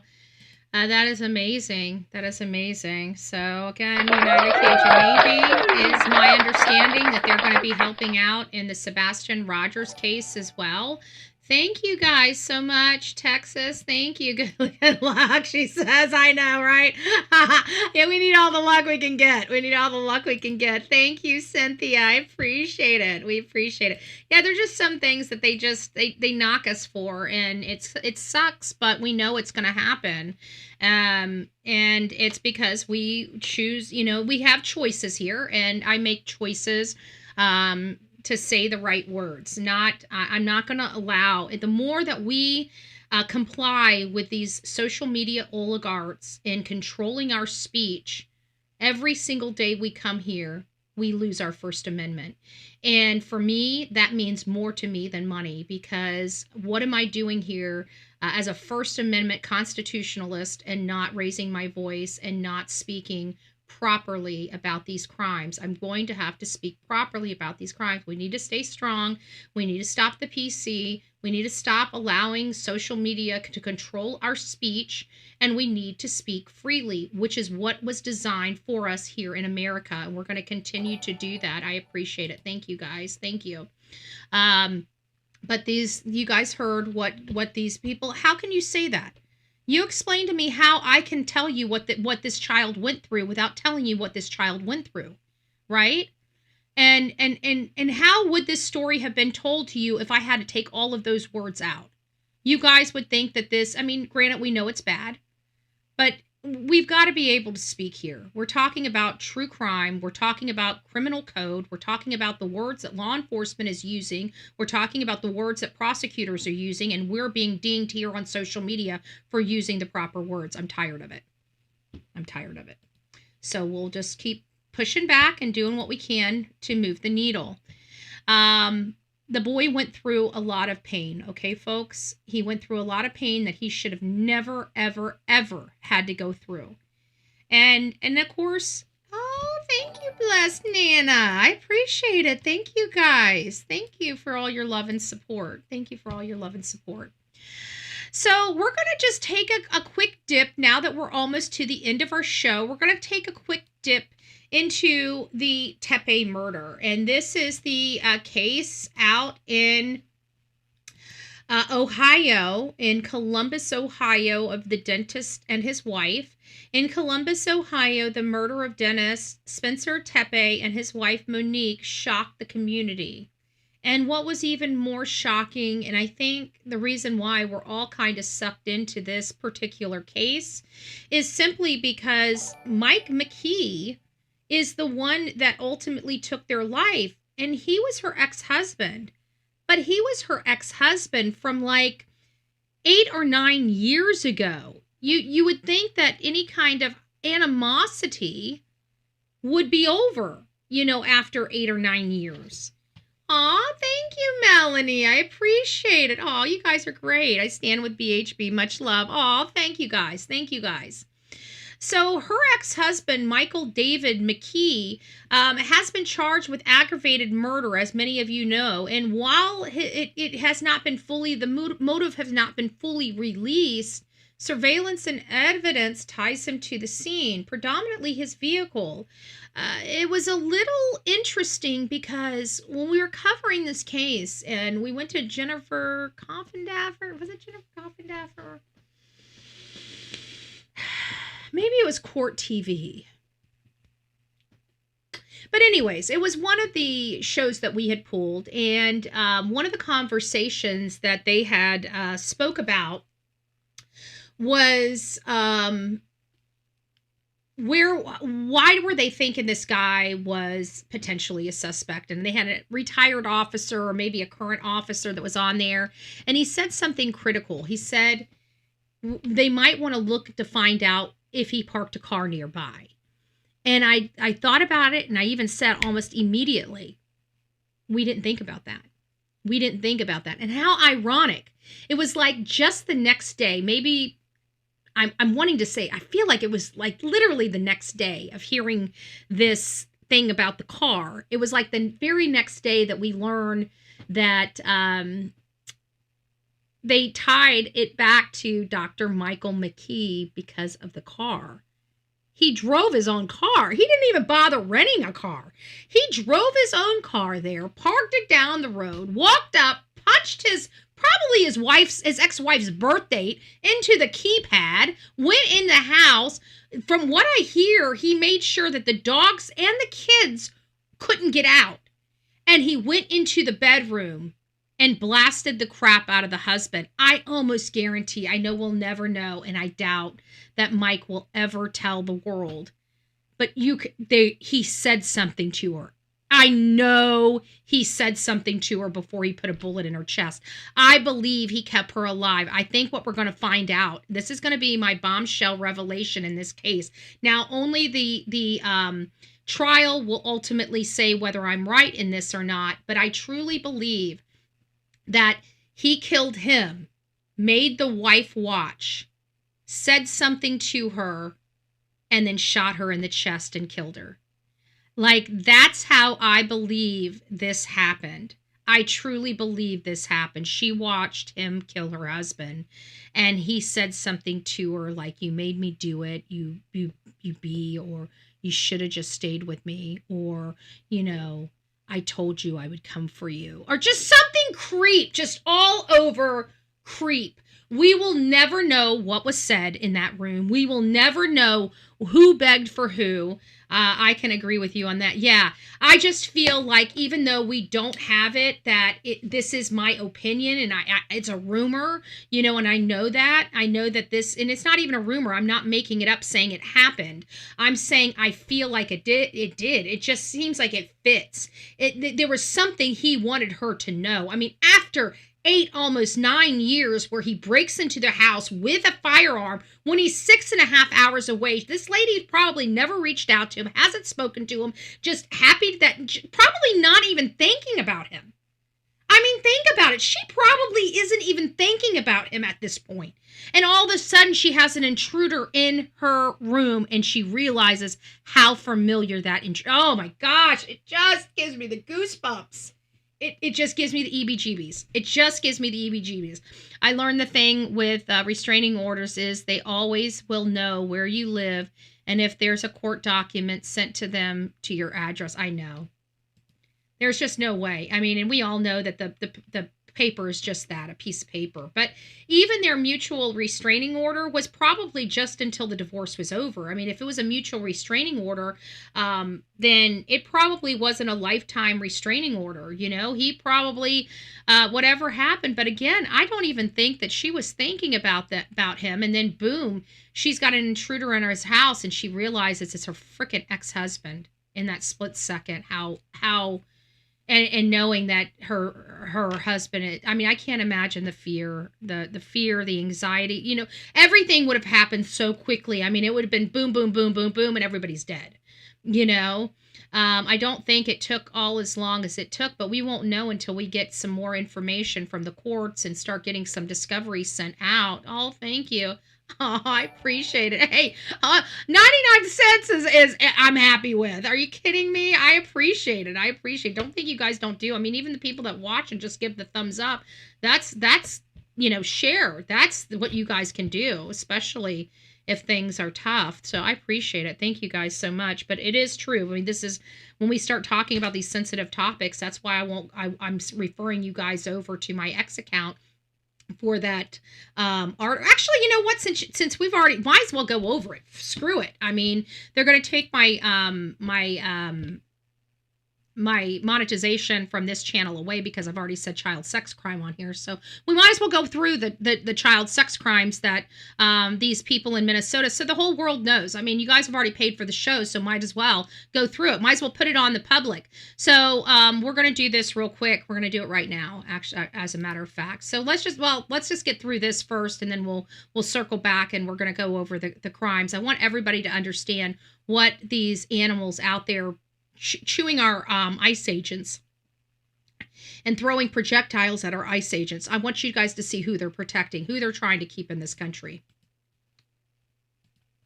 Criminologist who's been writing about this very case. Laura, thank you so much for being on. I really appreciate this. Look, I spoke with the Tepe's brother-in-law a week ago, and you know, it seemed as though there was no one on the radar for the family members as to who could have done something this awful. But now he's saying that there were these red flags, that Dr. McKee had threatened Monique Tepe's life when she was Monique McKee. And I just wonder, how red a flag is it when someone makes a death threat to the person they're married to? Hi, Ashley. Thank you so much for having me. Yes, so absolutely, the death threats in an intimate partner relationship are basically a huge warning sign.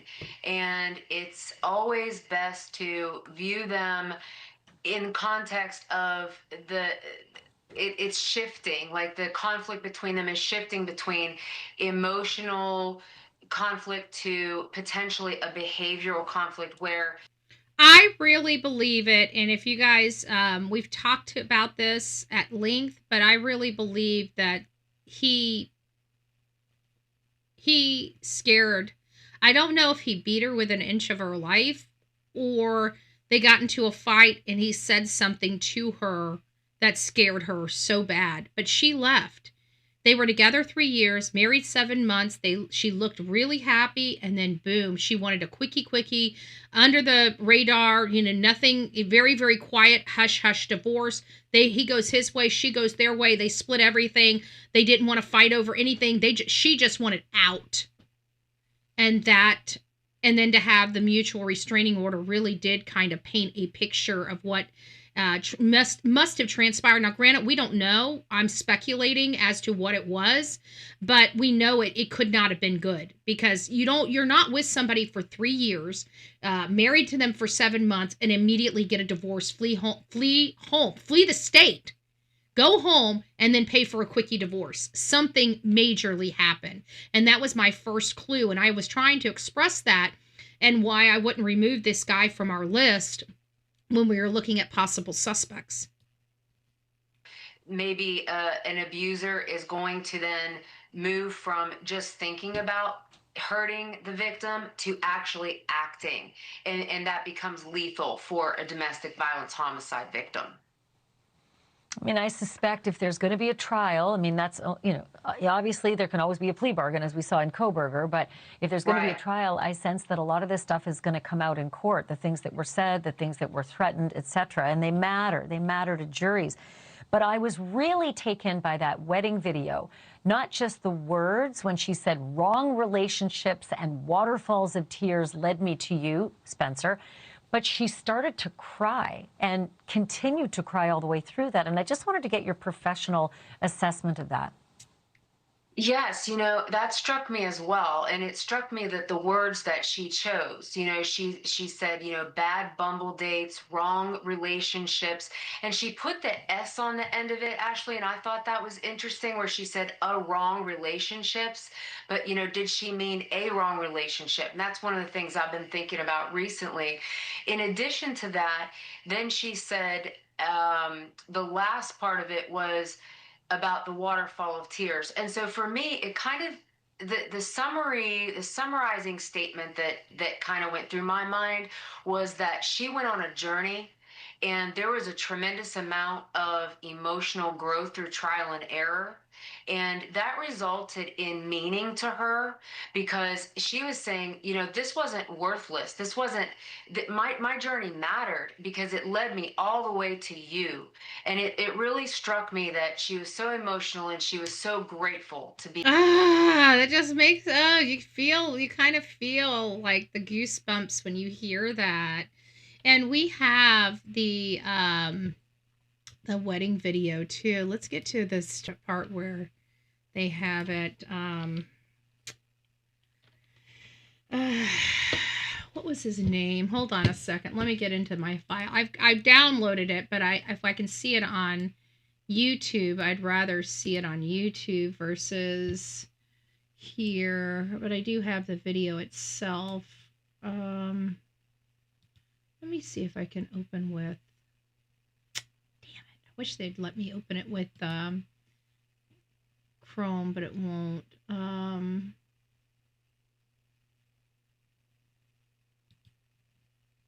You know what, let me just add it to it and I'll have to fast forward it. Hopefully I can fast forward it. I don't know if it's going to work, but we'll try to get it to work, guys. Just bear with me. And this is Spencer and Monique Tepe wedding. Okay.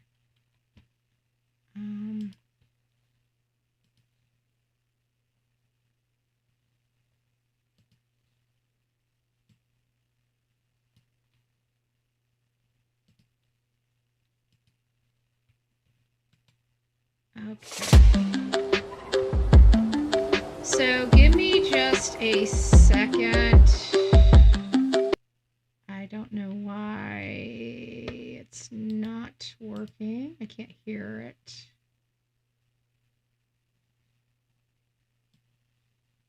We gotta put it on.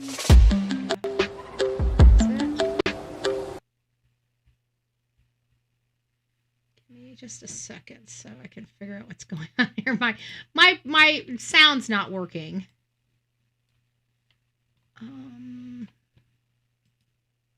Okay, this should make it work a little bit better. So let me get to the spot where they're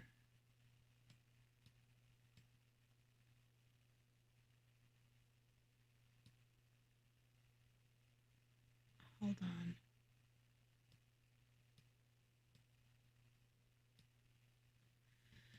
Whoa. Okay. Yeah, the back of my... We're not quite there yet. Trying to find where she reads. Okay, let's just get here. I might have to, hold on, I might have to take the volume off. And I don't know how to take my, let me take the volume off until I get to the spot that I need it to be, because I don't know if the music will get to it or not. So it was very beautiful. That's definitely one thing that we can say about this.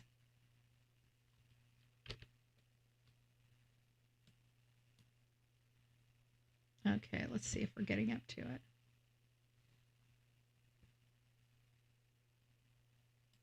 I can't seem to find out where their speech is.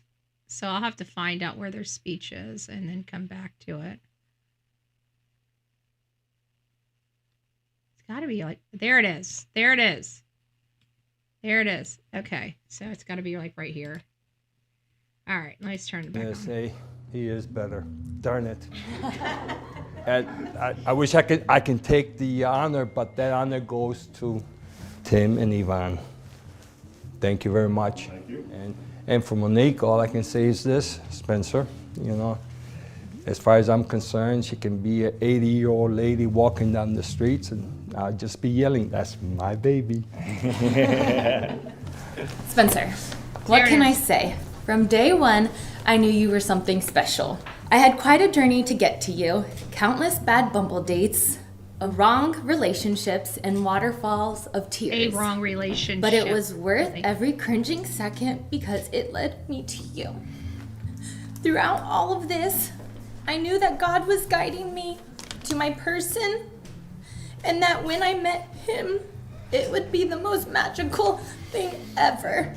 And boy, is that an understatement.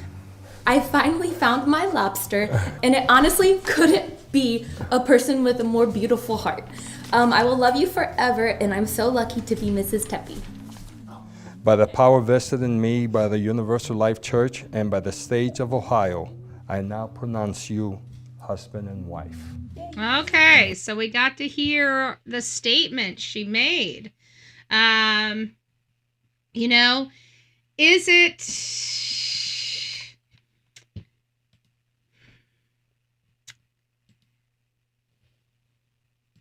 I do believe she said a failed relationships, and I think she misspoke. I think she meant a failed relationship because she said A.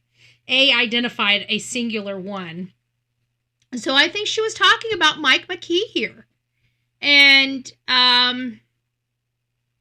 with him being so brutal and breaking into her home and doing this, obviously, it leads us to a conclusion that he had to have been pretty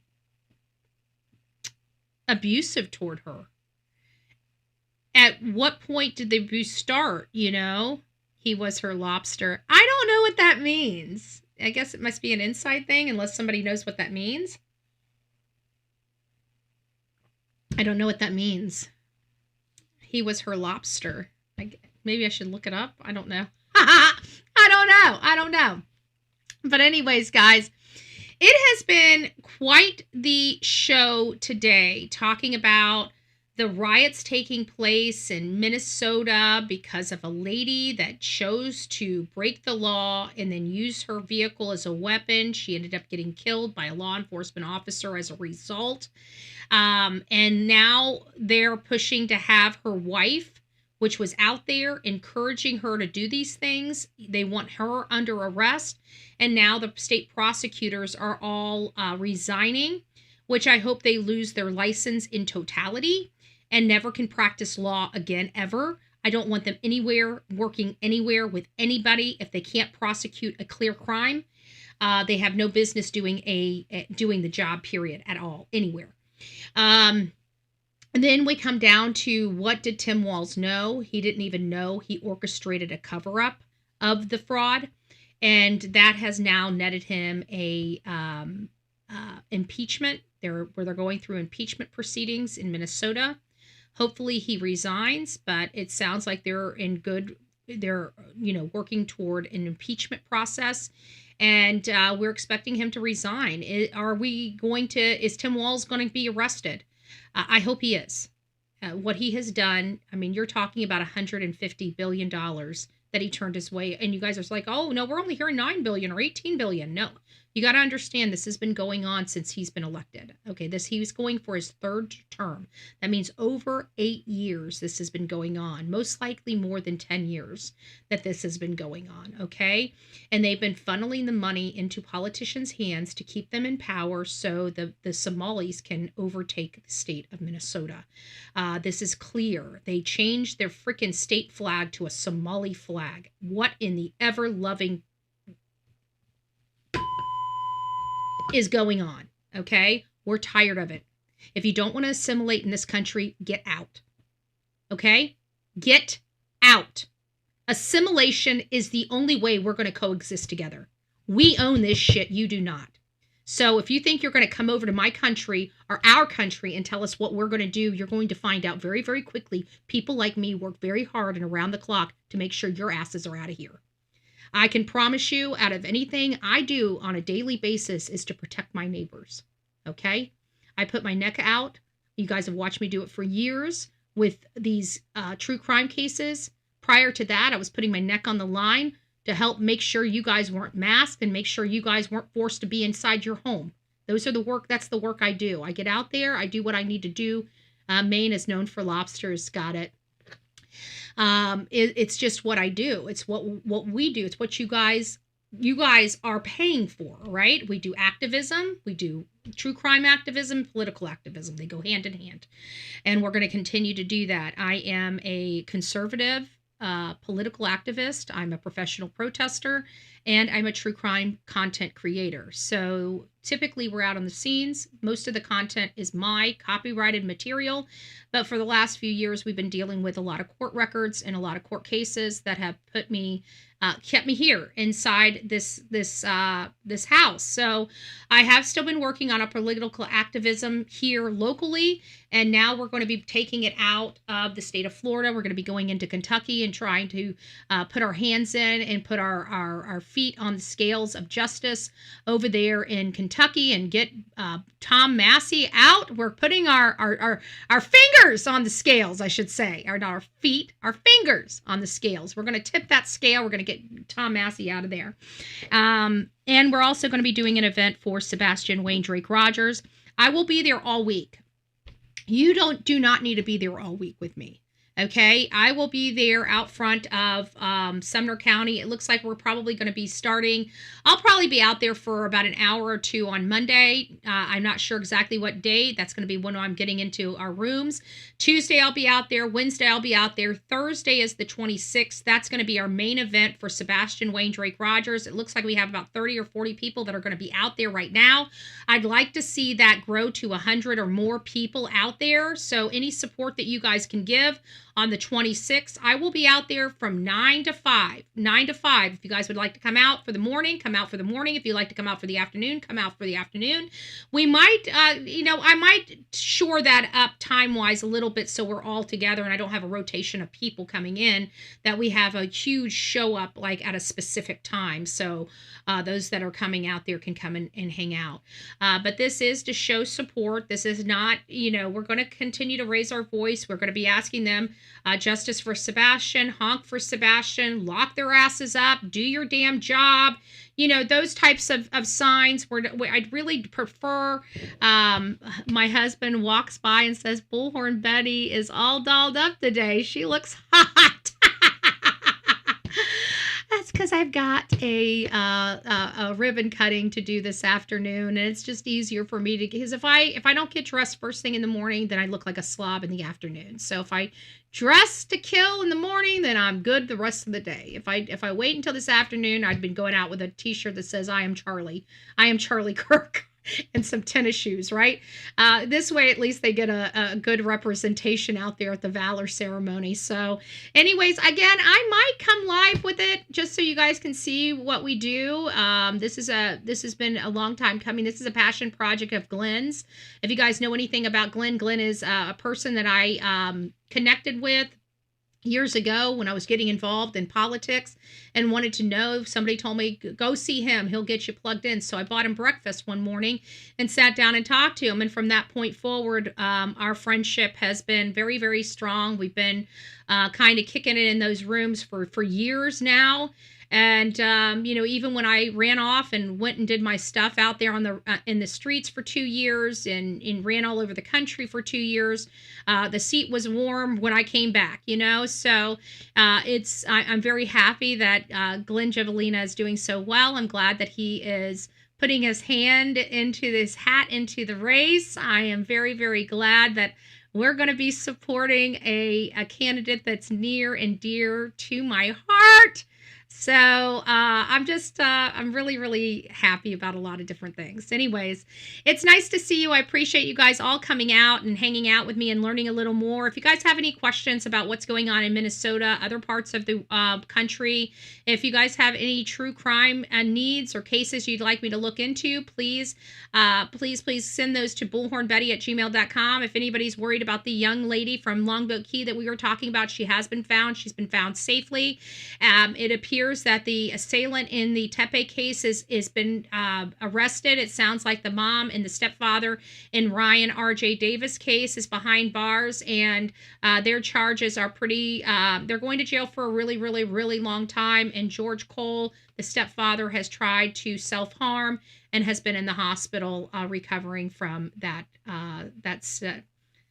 Boycott the mob rules. Exactly. So thank you all again for being here, and we'll see you guys later this afternoon or in the morning. I appreciate all the love and support, and God bless each and every one of you.